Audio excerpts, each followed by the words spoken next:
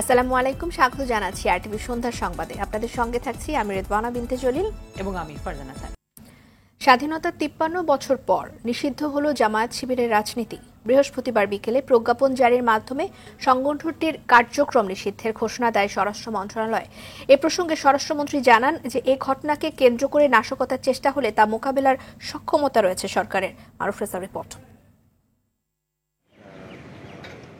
মুক্তিযুদ্ধের সময় বিতর্কিত ভূমিকার জন্য বিভিন্ন সময় নানা মহল থেকে জামায়াতে ইসলামের রাজনীতি নিষিদ্ধের দাবি ওঠে।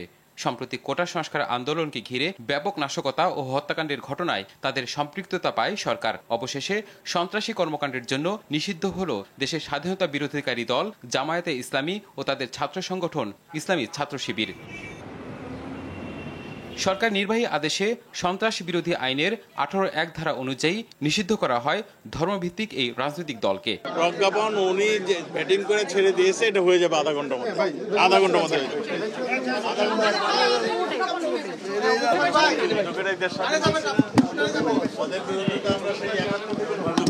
কাজেই এইগুলো আমাদের সক্ষমতা অনেক আছে। এর আগে নিষিদ্ধের বিষয়ে আইনি মতামত দিয়ে স্বরাষ্ট্র মন্ত্রণালয়ে ফাইল পাঠায় আইন মন্ত্রণালয়। এ সময় আইনমন্ত্রী বলেন, নিষিদ্ধ ঘোষণার ফলে এই নামে আর রাজনীতি করতে পারবে না তাদের কোনো অঙ্গ সংগঠন। সরকার এই সিদ্ধান্ত নিয়েছে যে সন্ত্রাস বিরোধী আইনের 18(1) ধারায় জামাত ইসলাম এবং ইসলামী ছাত্র শিবির এবং তার অন্যান্য যে অঙ্গ সংগঠন সেগুলিকে সরকার নিষিদ্ধ ঘোষণা করিল।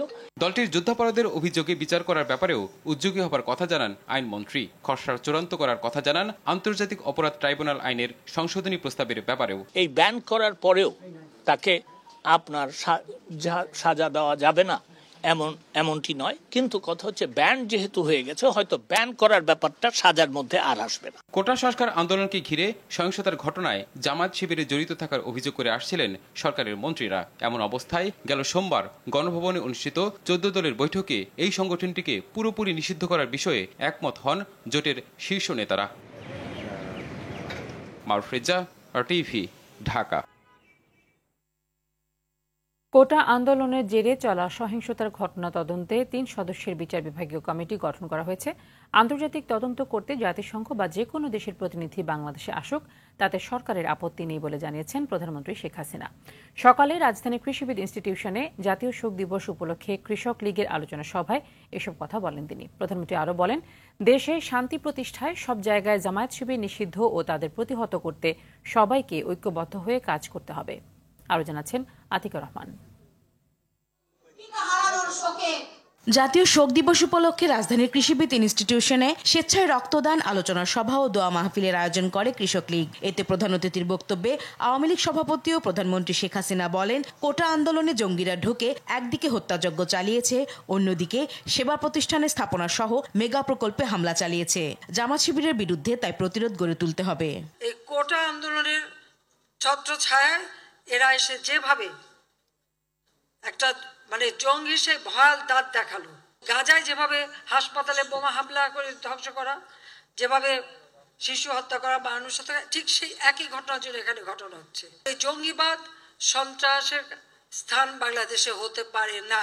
সন্ত্রাস বিরোধী যে আইন 2009, সেই আইনের 18 ধারা অনুযায়ী এদেরকে ব্যান করে দেওয়া, আন্ডারগ্রাউন্ডে যে আবার ধ্বংস করার চেষ্টা করবে, কিন্তু সেখানে ওই জঙ্গি সংগঠন হিসেবে এদেরকে মোকাবেলা করা এবং মানুষকে রক্ষা করার চেষ্টা সকলকে মিলে করতে হবে। শেখ হাসিনা বলেন, সরকার চায় প্রকৃত দোষীরা বের হয়ে আসুক, তাই জাতিসংঘ সহ আন্তর্জাতিক তদন্ত সংস্থা ঘটনার সুষ্ঠু তদন্ত করুক। এদের বিচার একদিন হবে। এই জন্য আমি আন্তর্জাতিকভাবে চাই যেটাকে তদন্ত হোক এবং সুষ্ঠু বিচার হোক। জাতিসংঘকে আমি আবেদন করেছি যে তারা তাদের বিশেষজ্ঞ পাঠাক। অন্য কোনো দেশ যদি চায় তারা বিশেষজ্ঞ পাঠাক, কারণ আমি চাই এই ঘটনাগুলির সুষ্ঠু তদন্ত হোক। সে যেই দায়ী থাক তার বিরুদ্ধে ব্যবস্থা নিতে হবে। শতভাগ দাবি মানার পরও শিক্ষার্থীরা আন্দোলন চালিয়ে যাচ্ছে কার স্বার্থে? সুশীল সমাজের অনেকেই আন্দোলনে কোন উদ্দেশ্যে সমর্থন দিচ্ছে, এমন প্রশ্নও রাখেন সরকার প্রধান। কোটার আন্দোলনের নাম দিয়ে এইভাবে একটা নাশকতা করা এটাতে জঙ্গিবাদী কর্মকাণ্ড পরিচালনা করা। এই আন্দোলনকে আবার আমাদের অনেক জ্ঞানীগুণী বুদ্ধিজীবীরা সমর্থন দিয়ে যাচ্ছে। কিসের সমর্থনটা দিচ্ছে? দাবি যেটা ছিল সেটা তো পূরণ হয়ে গেছে, তারপরে আবার এইভাবে নেমে আসলে আঘাত পায় তো সাধারণ ছাত্রছাত্রী। আর যারা এই আন্দোলনকে কেন্দ্র করে তাদের একটা জিজ্ঞাসা বা সন্ত্রাসী কর্মকাণ্ড, জঙ্গি কর্মকাণ্ড চালায়, তারা তো তাদেরটা করে, তাতে ভুক্তভোগী হয় সাধারণ মানুষ। সভা শেষে 15 আগস্ট নিহতদের জন্য বিশেষ মোনাজাত অনুষ্ঠিত হয়। এরপর স্বেচ্ছায় রক্তদান কর্মসূচির উদ্বোধন করেন প্রধানমন্ত্রী শেখ হাসিনা। আতিকা রহমান, RTV, ঢাকা। ঢাকা মহানগর গোয়েন্দা পুলিশের হেফাজতে থাকা বৈষম্য বিরোধী ছাত্র আন্দোলনের 6 সমন্বয়ককে ছেড়ে দেওয়া হয়েছে। ডিবি কার্যালয়ে টানা 32 ঘণ্টা অনশন করে সমন্বয়করা অসুস্থ হয়ে পড়েন বলে দাবি করেছেন নাহিদের বাবা বদরুল ইসলাম। 24 ঘণ্টার মধ্যে সারা দেশে আইনশৃঙ্খলা বাহিনীর হাতে আটক শিক্ষার্থী এবং নিরপরাধ মানুষকে মুক্তি দেওয়ার আলটিমেটাম দিয়েছে নাগরিক সমাজ। ইকবাল অনিকের রিপোর্ট। নানা নাটকীয়তার পর অবশেষে ছাড়া পেলেন 6 সমন্বয়ক। বৃহস্পতিবার দুপুর 1:30 দিকে একটি সাদা মাইক্রোবাসে ডিবি কার্যালয়ে থাকা কোটা আন্দোলনের 6 সমন্বয়ককে বাসায় পৌঁছে দেয়া হয়। গত শুক্রবার বিকেলে ধানমন্ডির গণস্বাস্থ্য নগর হাসপাতাল থেকে কোটা আন্দোলনের সমন্বয়ক নাহিদ ইসলাম, আসিফ মাহমুদ ও আবু বাকেরকে তুলে নিয়ে যাওয়া হয়। পরদিন সন্ধ্যায় সার্জিস আলম, হাসনাত আবদুল্লাহকে হেফাজতে নেয় ডিবি। এরপর রোববার ভোরে মিরপুরের এক আত্মীয়র বাসা থেকে তুলে আনা হয় নুসরাত তাবাসসুমকে। এরপর থেকে তারা মিন্টু রোডের ডিবি কার্যালয়ে ছিলেন। বৃহস্পতিবার সকাল 6টায় ডিবি কার্যালয় থেকে ফোন দিয়ে সমন্বয়ক নাহিদের বাবাকে কার্যালয়ে আসতে বলা হয়। তিনি জানান 32 ঘণ্টা অনশন করে অসুস্থ হয়ে পড়েন নাহিদ সহ অন্যরা। দুপুরে তাদের পরিবারের জিম্মায় দেয়া হয়। এদের তো আগে ইচ্ছা ছিল ছেড়ে দেওয়া। এদিকে রাজধানীর মিন্টু রোডে মহানগর গোয়েন্দা পুলিশের কার্যালয়ের সামনে মানববন্ধন করে নাগরিক সমাজ।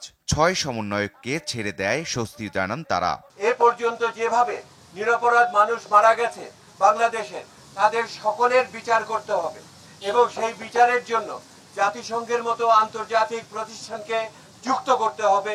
আপনারা বাংলাদেশ পুলিশ হবেন, আপনারা Awami League police, BNP police, জাতীয় পার্টি পুলিশ হবেন না, আপনারা বাংলাদেশ পুলিশ হবেন।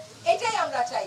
অপ্রাপ্তবয়স্ক সহ, শিক্ষার্থী সহ, শিক্ষকদের সহ, সাধারণ মানুষ সহ যাদেরকে আটক রাখা হয়েছে, যাদের উপর নির্বিচারে হত্যা করা হয়েছে, সকলের ন্যায় বিচার নিশ্চিত করুন, আটকদেরকে মুক্ত দিন। আইন শৃঙ্খলা রক্ষাকারী বাহিনীকে কোনো দলের পক্ষ না নিয়ে দেশের জন্য কাজ করার আহ্বান জানায় নাগরিক সমাজ। আমাদের নাগরিক সমাজের আরো বৃহত্তর কর্মসূচি থাকবে। ইকবাল অনিক, RTV, ঢাকা। নতুন কর্মসূচি হিসেবে আজ কোটা সংস্কার আন্দোলনের প্ল্যাটফর্ম বৈষম্য বিরোধী ছাত্র আন্দোলনের শিক্ষার্থীরা রিমেম্বারিং আওয়ার হিরোজ কর্মসূচি পালন করছে। সব শ্রেণী পেশার মানুষকে বৃহস্পতিবার অনলাইন ও অফলাইনে এই কর্মসূচি পালনের আহ্বান জানানো হয়েছে। কর্মসূচিতে নির্যাতনের ভয়ঙ্কর দিন রাতের স্মৃতিচারণ, হতাহত ব্যক্তিদের নিয়ে পরিবার ও সহপাঠীদের স্মৃতিচারণ এবং আন্দোলনকে কেন্দ্র করে নির্যাতনের ঘটনা নিয়ে চিত্রাঙ্কন ও গ্রাফিতি, দেয়াল লিখন, ফেস্টুন ও ডিজিটাল পোর্ট্রেট তৈরি করবে তারা। এছাড়াও নিপীড়ন বিরোধী শিক্ষক সমাবেশ করেছেন শিক্ষকরা। ঢাকা বিশ্ববিদ্যালয়ে অপরাজেয় বাংলায় জড়ো হয়ে বক্তব্য দেন তারা। আমার শিক্ষক, আমি ক্যাম্পাসে ঢুকবো, আমার ছাত্র ক্যাম্পাসে ঢুকবো, পুলিশ হ্যারাস করছে, ঢুকতে দিচ্ছে না। এটা কোন দেশ? নিজেকে শিক্ষক হিসেবে পরিচয় দিতে চাই না। আমি এসেছি এখানে মানুষ হিসেবে। আমি কার জন্য দাঁড়িয়েছি? আমি আমার সন্তানদের জন্য দাঁড়িয়েছি। বাচ্চাদের রক্তে নিজেকে রঞ্জিত করতে পারে, এই যে এত বাচ্চাকে গুলি করলেন, এত মায়ের বুক খালি করলেন, নিহত বাচ্চার বুকে গুলি করলেন, আপনি কি করে আবার সুখ যাপন করেন? এখন সময় হয়েছে, আপনার কাছে বিচার চাই না, আপনি ওই পুলিশের গুলির বিচার করতে পারবেন না। কাজেই একটা গণতান্ত্রিক প্রক্রিয়ার মাধ্যমে সুষ্ঠুভাবে এই বিচার নিষ্পত্তি করার ব্যবস্থা করতে হবে। কোটা সংস্কার আন্দোলনে শিক্ষার্থী নিহতের প্রতিবাদে মাঠে নেমেছে শিক্ষক, শিল্পী, কলাকুশলীরা। ঢাকা বিশ্ববিদ্যালয়ে নিপীড়ন বিরোধী শিক্ষক সমাবেশের ব্যানারে জুলাই মাসকে হত্যাকাণ্ডের মাস আখ্যায়িত করে প্রতিবাদ জানায় শিক্ষক সমাজ। আর রাজধানীর ফার্মগেটে প্রতিবাদ সমাবেশ থেকে শিক্ষার্থীদের আন্দোলন সরকার বর্বর উপায়ে দমন করেছে বলে অভিযোগ করেন শিল্পী, কলাকুশলীরা। খান আনামিনের রিপোর্ট, জানাচ্ছেন জাহিদ রহমান। নেমে আসুন রাস্তায়। ঢাকা বিশ্ববিদ্যালয়ের অপরাজয় বাংলার সামনে নিপীড়ন বিরোধী শিক্ষক সমাবেশের আয়োজন করে বিশ্ববিদ্যালয় শিক্ষক নেটওয়ার্ক। এতে বিভিন্ন বিশ্ববিদ্যালয়ের শিক্ষক শিক্ষার্থীরা অংশ নেন। ক্যাম্পাসে ঢুকবো, পুলিশ হ্যারাস করছে, ঢুকতে দিচ্ছে না। বক্তারা শিক্ষার্থীদের আন্দোলন দমনে সরকারের দমন প্রক্রিয়ার নিন্দা জানান। বলেন, আন্দোলন কেবল কোটা সংস্কারে সীমাবদ্ধ নেই, জুলাইয়ে হত্যাকাণ্ডের বিরুদ্ধে এই আন্দোলন চলবে। আমরা এই সংকটের আশু সমাধান চাই। এটি একটি রাজনৈতিক সংকট, এটি রাজনৈতিকভাবে এই সমাধানটা আসতে হবে। এই আন্দোলনে সকল ধরনের মানুষ শামিল হয়েছে। এখন আর কেউ কিন্তু থেমে নাই, প্রত্যেকের বিবেক জাগ্রত হচ্ছে আস্তে আস্তে। সবাই দাঁড়িয়ে গেছেন, এখন সবাই কথা বলছেন। যে রক্ত বয়েছে, এই লাশ আর রক্ত আমরা ভুলবো না। আমরা আমাদের সন্তানদেরকে এত অল্প বয়সে মরতে দেখতে চাই নাই। পরে মিছিল নিয়ে ভিসি চত্বর ঘুরে রাজু ভাস্কর্যের সামনে গিয়ে পুনরায় সমাবেশ করে শুক্রবার দ্রোহযাত্রা কর্মসূচি ঘোষণা করেন শিক্ষকরা। বিকাল ৩টায় প্রেস ক্লাব থেকে একটি দ্রোহযাত্রা শহীদ মিনারে আসবে। সর্বস্তরের সম্মিলিত নাগরিকরা, আইনজীবীরা, সংস্কৃতি কর্মীরা, চিকিৎসকরা, শিক্ষকরা সবাই এই দ্রোহযাত্রায় শামিল হবে। এরপর টিএসসি থেকে মৌন মিছিল করে শহীদ মিনারে গিয়ে নিহতদের স্মরণে 1 মিনিট নীরবতা পালন করেন শিক্ষক শিক্ষার্থীরা। এদিকে বৃষ্টিতে ভিজে রাজধানীর ফার্মগেটে সমাবেশ করে শিল্পী কুশলীরা। শিল্পীরা বলেন, সরকার যে পন্থায় শিক্ষার্থীদের ন্যায়সঙ্গত আন্দোলন দমন করেছে তা কোনো গণতান্ত্রিক সভ্য সমাজে ঘটতে পারে না। গোলাগুলি, হত্যা, রক্ত এগুলো দেখতে চাই না। এগুলোর বাইরে আমরা থাকতে চাই, আমরা শান্তি চাই। যেসব শিক্ষকরা গ্রেফতার হয়েছে তাদের মুক্তি চাই এবং যেসব হত্যা হয়েছে সেসবের বিচার চাই। আমাদের শিল্পীদের তো সবার আগে রাস্তায় নামার কথা, কারণ এই যে আপনি যদি আমার জামাটা দেখেন, আমি এখানে কিন্তু লিখে নিয়ে এসেছি, পিছনেও লেখা আছে। অন্যদিকে জাতিসংঘের তত্ত্বাবধানে গণহত্যার বিচার চেয়ে বৈষম্য বিরোধী আন্দোলনের সাথে সংহতি জানিয়েছে প্রগতিশীল নাগরিক সমাজ।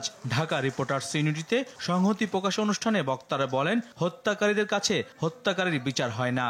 এই শিশুদের মৃত্যুর দায়ভার কে নেবে? এই যে তাজা প্রাণ ঝরে গেছে, এত মায়ের বুক খালি হয়েছে, এই দায়ভার কে নেবে? এই দায়ভার সরকারকে নিতে হবে। যে কথা আজকে উঠেছে যে হত্যাকাণ্ডের বিচার, কে বিচার করবে? কার কাছে বিচার চাইব? যে তদন্ত কমিশন হয়েছে, কিসের তদন্ত কমিশন? কার তদন্ত কমিশন? বেআইনি তদন্ত কমিশন। এই কমিশনের কাছে আপনি কি আশা করতে পারেন? শিক্ষার্থীদের আন্দোলন গণ অভ্যুত্থানে রূপ নিয়েছে মন্তব্য করে বক্তারা বলেন, এখন চূড়ান্ত অভ্যুত্থানের অপেক্ষা। জাহিদ রহমান, RTV, ঢাকা। কোটা সংস্কার আন্দোলন ঘিরে সারা দেশে হত্যা, গণগ্রেফতার মামলা ও শিক্ষকদের উপর হামলার প্রতিবাদে রাজশাহী বিশ্ববিদ্যালয়ের কর্মসূচিতে শিক্ষক, শিক্ষার্থী ও পুলিশের মাঝে ব্যাপক ধস্তাধস্তি হয়েছে। এতে ক্যাম্পাসে ব্যাপক উত্তেজনা ছড়িয়ে পড়ে। পূর্ব ঘোষিত কর্মসূচি হিসেবে বেলা 11টার দিকে বিশ্ববিদ্যালয়ের শহীদ বুদ্ধিজীবী শিক্ষক ও শিক্ষার্থীরা জড়ো হয়ে প্রায় ঘণ্টাব্যাপী কর্মসূচি পালন করেন। পরে শিক্ষার্থীরা ক্যাম্পাস ছাড়ার সময় সাদা পোশাকে অস্ত্রধারী তাদের কয়েকজনকে তুলে নেওয়ার চেষ্টা করে বলে অভিযোগ করেন শিক্ষক ও শিক্ষার্থীরা। ময়মনসিংহে রিমেম্বারিং আওয়ার হিরোজ কর্মসূচি পালন করেছেন শিক্ষক শিক্ষার্থীরা। রংপুর বেগম রোকেয়া বিশ্ববিদ্যালয়ে অবস্থান নিয়েছে সেনাবাহিনী ও পুলিশ। সংহতি সমাবেশ আয়োজন করে বরিশাল বিশ্ববিদ্যালয়ের ছাত্র শিক্ষকরা।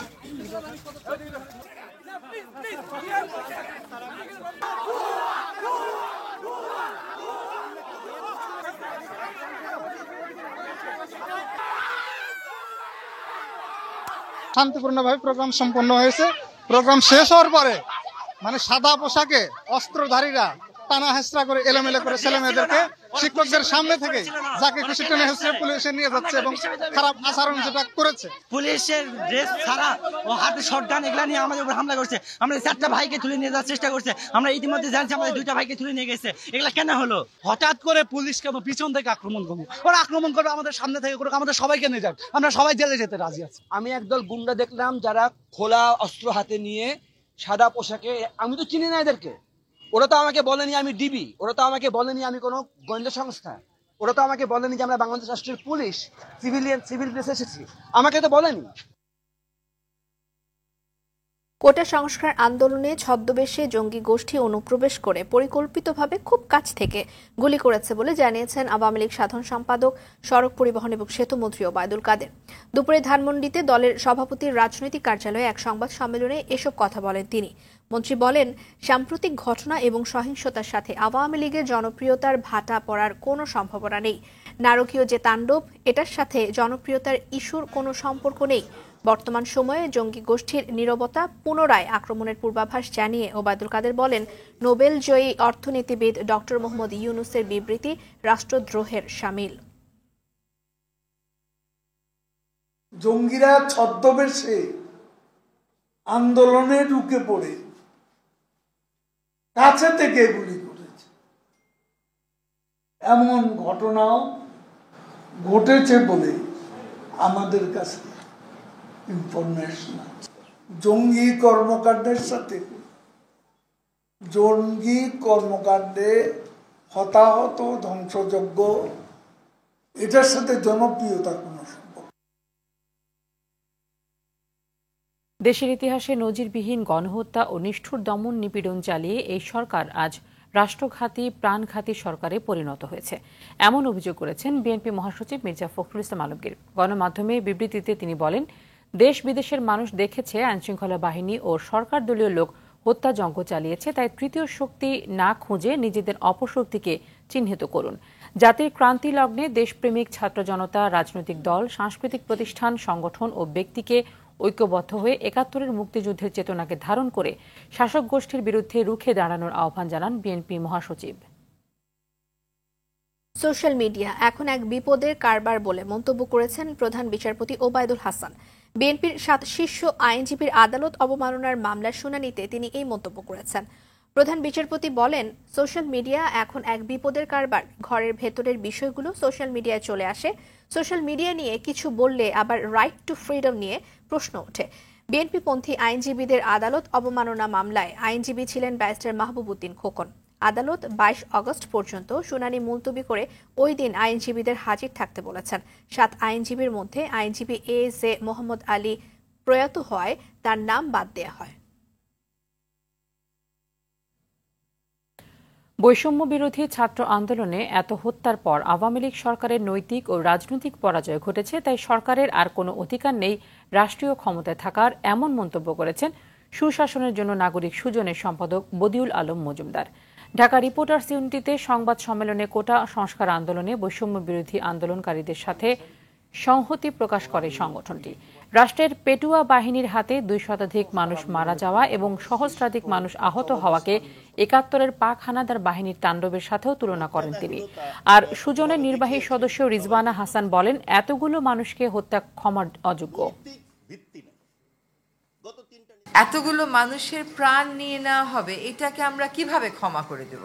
এটা তো আসলে ক্ষমা করারও কোনো সুযোগ নেই। আন্তর্জাতিক মহলের সংশ্লিষ্টতা নিশ্চিত করে, জাতিসংঘের ইনভলভমেন্ট নিশ্চিত করে, বিচার না হওয়া অবধি আমাদের চুপ হয়ে যাওয়ার বা সান্ত্বনা পাওয়ার বা শান্ত হয়ে যাওয়ার কোনো সুযোগ আমি দেখতে পাচ্ছি না।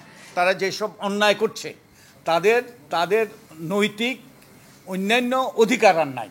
আমাদের যে পরিস্থিতি যেভাবে জটিল হচ্ছে, যদি এটা শান্তিপূর্ণভাবে সমাধান না হয়, যদি একটা যৌক্তিকভাবে সমাধান না হয়, এই যে এটাকে দেশটাকে কারাগারে যে পরিণত করা হয়েছে, খুন খারাপি হয়েছে, এগুলোর বিচার যদি না হয়, তাহলে কিন্তু হয়তো সেই দিকেই যাবে।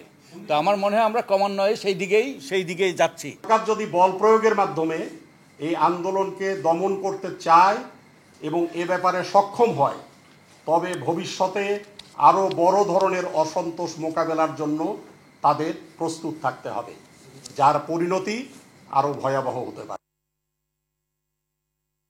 কোটা সংস্কার আন্দোলন ঘিরে সৃষ্ট পরিস্থিতিতে আরও এক দফায় চলমান এইচএসসি এবং সমমান পরীক্ষা স্থগিত করেছে আন্তঃশিক্ষা বোর্ড সমন্বয় কমিটি। একই সঙ্গে ১১ আগস্ট থেকে নতুন সূচিতে পরীক্ষা নেওয়ার সিদ্ধান্ত নেওয়া হয়েছে। আন্তঃশিক্ষা বোর্ড সমন্বয় কমিটির বিজ্ঞপ্তিতে বলা হয়েছে, অনিবার্য কারণবশত আগামী ৪ আগস্ট থেকে সব শিক্ষা বোর্ডের পরীক্ষাসমূহ স্থগিত করা হলো। স্থগিত হওয়ার পরীক্ষার নতুন সূচি বিজ্ঞপ্তির মাধ্যমে পরবর্তীতে জানিয়ে দেওয়া হবে। এর আগে চলমান পরিস্থিতিতে গেল ১৮ জুলাইয়ের এইচএসসি পরীক্ষা স্থগিত করা হয়। এরপর পরিস্থিতি আরও খারাপ হওয়ায় ২১ 23 এবং 25 জুলাইয়ের সব পরীক্ষা স্থগিত করা হয়। তৃতীয় দফায় 28 জুলাই থেকে 1 আগস্ট পর্যন্ত সময়সূচি অনুযায়ী যত পরীক্ষা ছিল তা সব স্থগিত করে আন্তঃশিক্ষা বোর্ড সমন্বয় কমিটি। কোটা সংস্কার আন্দোলনকে ঘিরে 16 থেকে 21 জুলাই সকল হত্যা, সহিংসতা ও নাশকতার তদন্ত করবে সরকার গঠিত কমিশন। বিকেলে হাইকোর্টে সংবাদ সম্মেলনে তদন্ত কমিশনের প্রধান বিচারপতি খন্দকার দিলেরুজ্জামান এই তথ্য জানান। তিনি বলেন, 3 সদস্যের তদন্ত কমিশন 5 আগস্ট রংপুরে মোহাম্মদ আবু সাইদের হত্যার সাক্ষ্য গ্রহণের মধ্য দিয়ে কাজ শুরু করবে। সার্কিট হাউসে সকাল 9টা থেকে সাক্ষী নেওয়া হবে। সাক্ষীরা চাইলে ঘটনার ভিডিও ফুটেজ দিতে পারবেন। 16 জুলাই 2024 তারিখ হতে 21 জুলাই 2024 তারিখ পর্যন্ত সময়ে নিহত ব্যক্তিগণের মৃত্যুর কারণ উদ্ঘাটন ও তাদের মৃত্যুর জন্য দায়ী ব্যক্তিবর্গকে চিহ্নিতকরণ, সংগঠিত সহিংসতা, নাশকতা, অগ্নিসংযোগ, লুটপাট ও সন্ত্রাসী কর্মকাণ্ডের জন্য দায়ী ব্যক্তিবর্গকে চিহ্নিতকরণ, বিভিন্ন সরকারি, আধা সরকারি ও স্বায়ত্তশাসিত দপ্তর, সংস্থা, প্রতিষ্ঠান, সরকারি কোম্পানি, সংবিধিবদ্ধ কর্তৃপক্ষ ও কর্পোরেশন এবং বেসরকারি প্রতিষ্ঠানের সম্পত্তির ক্ষয়ক্ষতির পরিমাণ নির্ধারণ। কোটা সংস্কার আন্দোলন এবং দেশ জুড়ে কারফিউ পরিস্থিতিতে গেল 18 জুলাই থেকে বন্ধ থাকা ট্রেন স্বল্প পরিসরে চলাচল শুরু হয়েছে। সকালে কমলাপুর রেলওয়ে স্টেশন থেকে শুধু লোকাল এবং কমিউটার ট্রেন চলতে দেখা যায়। ঢাকা থেকে টাঙ্গাইল, ব্রাহ্মণবাড়িয়া, গাজীপুরের মতো কাছাকাছি দূরত্বে ট্রেন চলাচল করছে। নিরাপত্তায় কাজ করছে রেলওয়ে পুলিশ। এছাড়াও রাজধানী জুড়ে বেড়েছে গণপরিবহন চলাচল। কিছু কিছু রাস্তায় দেখা যায় যানবাহনের অতিরিক্ত চাপ। ঢাকা ছেড়ে যাচ্ছে দূরপাল্লার বাস, তবে যাত্রী সংকটের কথা বলছেন পরিবহন মালিকেরা। এদিকে ঢাকা এবং আশেপাশের জেলায় শনিবার পর্যন্ত সকাল 7টা থেকে রাত 8টা পর্যন্ত কারফিউ শিথিল থাকছে। এ সময় আগের নিয়মে চলছে অফিস আদালত। রাজধানীতে থেমে থেমে বৃষ্টিতে ভোগান্তি বেড়েছে জনসাধারণের। মৌসুমী বায়ুর প্রভাবে সকাল থেকে দেশের বিভিন্ন জায়গায় ভারী বৃষ্টি হচ্ছে। এতে চট্টগ্রামে ব্যাপক জলাবদ্ধতা ও পাহাড় ধসের আশঙ্কা তৈরি হয়েছে। পাহাড়ি ঢলে বান্দরবানের নাইক্ষ্যংছড়ির নিম্নাঞ্চল প্লাবিত হয়ে 2 শতাধিক পরিবার পানিবন্দী হয়ে পড়েছেন। বৃষ্টিতে আশুলিয়ার জামগড়া এলাকার বিভিন্ন সড়কে জলাবদ্ধতা দেখা দিয়েছে। এতে ভোগান্তিতে পড়েছেন ওই এলাকার বাসিন্দারা। ঝালকাঠি সহ উপকূলীয় এলাকাগুলোতেও দুর্যোগপূর্ণ আবহাওয়া বিরাজ করছে। প্রতিনিধিদের তথ্যচিত্রে বিস্তারিত নুসরাত জাহান সিন্থির রিপোর্টে। গভীর সঞ্চালনশীল মেঘমালার কারণে উত্তর বঙ্গোপসাগর ও দেশের উপকূলীয় এলাকা এবং সমুদ্র বন্দরগুলোর উপর দিয়ে দমকা ও ঝোড়ো হাওয়া বয়ে যাচ্ছে। এতে রাজধানী সহ দেশের বিভিন্ন এলাকায়, বিশেষ করে চট্টগ্রাম ও বরিশাল বিভাগে ভারী বৃষ্টি হচ্ছে। চট্টগ্রামে বুধবার রাত থেকে টানা বৃষ্টিতে শহরে ব্যাপক জলাবদ্ধতা সৃষ্টি হয়েছে। মুষলধারার বৃষ্টিতে ডুবে গেছে নগরীর বেশিরভাগ এলাকা। এখানে দেখতেছি শুধু কাজেই করতেছে, কিন্তু কাজে কোনো শেষ নেই, গতি নেই। অতিরিক্ত বৃষ্টি হওয়ার কারণে পানি উপরে উঠে বাসার মধ্যে ঢুকতেছে। এই সোফা খাটের উপরও ভিজে গেছে। নিচু এলাকাগুলোর ঘরবাড়ি, দোকানপাট ও ব্যবসা প্রতিষ্ঠানে পানি ঢুকে পড়ায় দুর্ভোগে পড়েছে সাধারণ মানুষ।